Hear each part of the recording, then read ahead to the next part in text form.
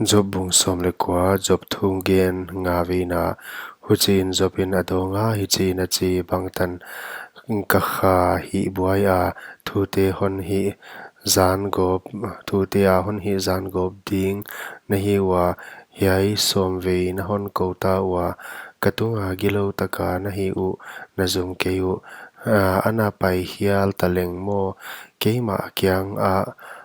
ka diklo na a om gi ge hi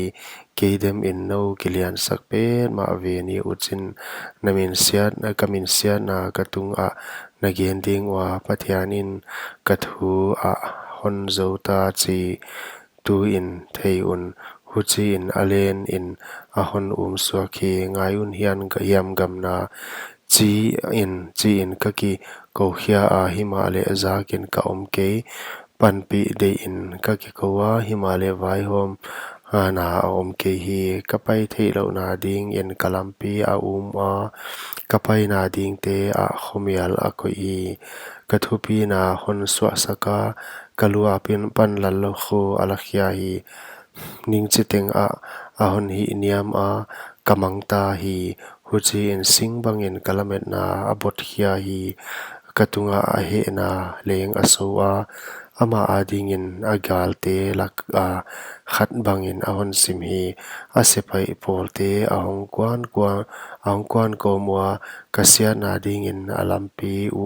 abol wa kapuanin kimvel in puanin akai ui keya panin ka u nau te gamla pi akoya kamel thei te ke pan in atuam vekta o ui u katanau ten ahon zuaw sanwa kalom thei ngei ten ahon mangil tawi ka in teng ten le kasikha nu ten mi khwal ahon sawa amit mu un namdang mi kahi kasikha kasama hondong ke kakamin ama hiem ma leng kazi ading in kahu ki huai ahi sangam te ziakin pum pi ha siang ma leng kanam sia hi naw pang neu te nangon in hon simu wa katho le kasia na ding in thu again ui kalom thu dot ten ke hon huwa wa amao ka ite katunga a helu hi kavun a le kasa a kagu abel bik beka kaha vun to kasuak ta hi hon he pun ono kalom te pathian khutin ke ahon khoi tangala bangzia ka pathian bang ano hon soi na hi wa kasa a bangzia ka lung kham lo na hi wa o kathu te tu in gel in om le u o lai bu a ki gel lut le o sik le ngien ga gel na zoom in tang ton a ding in suang pia gel hile u o katan pa a hing chi le atop chang in leitunga ading non ding chi ka thei ziakin kavun hu chi bang a hi siata om het nungin himale kasa a kipan pathian kamuding hi